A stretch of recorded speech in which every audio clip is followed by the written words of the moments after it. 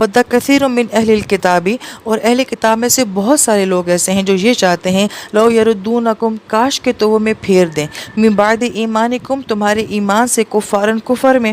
ان کی شدید تمنا یہ ہے کہ تم ایمان لانے کے بعد دوبارہ کافر ہو جاؤ۔ اب یہ کن کی تمنا ہے؟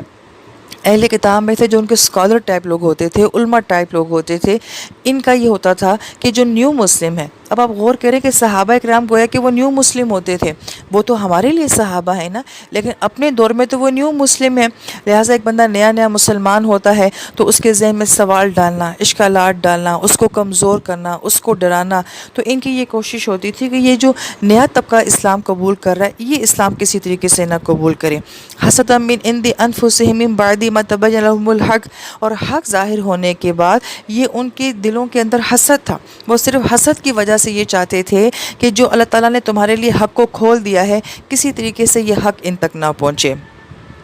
اب یہی معاملہ آج بھی ہوتا ہے کہ ہماری نوجوان نسل کو دین کا نہیں پتہ ہوتا نا، تو بہت سارے ہمارے ایسے اسکالرز بنے ہوئے ہیں جو اس طرح کے سوالات اٹھاتے ہیں کہ ہماری نوجوان نسل جو ہے وہ اشکالات کا شکار ہو جاتی ہے، سوالات کا شکار ہو جاتی ہے اور اس سے وہ گمراہ ہو جاتی ہے۔ اس لیے جو ہے ان سوالات اور اشکالات سے بچنا چاہیے۔ واعفو وصفہ، لیکن پھر بھی کہا جا رہا ہے کہ ان سے درگزر کا معاملہ کیجیے۔ وصفہ یہ صفحہ سے ہے، اور جسے صفحہ پلٹا جاتا ہے اس طریقے سے یہاں پہ یہ کہا جا رہا ہے کہ ان کی ان ساری سازشوں کو جو ہے وہ صفحہ پلٹ دو، نظر انداز کر دو، حتی یأتی اللہ بامری، یہاں تک کہ اللہ تعالیٰ خود اپنا امر نہ لے کر آ جائے، یعنی کہ ان کا فیصلہ اللہ تعالیٰ خود کر دیں گے، تمہیں ان سے الجھنے کی ضرورت نہیں ہے۔ ان اللہ علی کل شیء قدیر، بے شک اللہ تعالیٰ کی ذات ہر چیز کے اوپر قدرت رکھتی ہے۔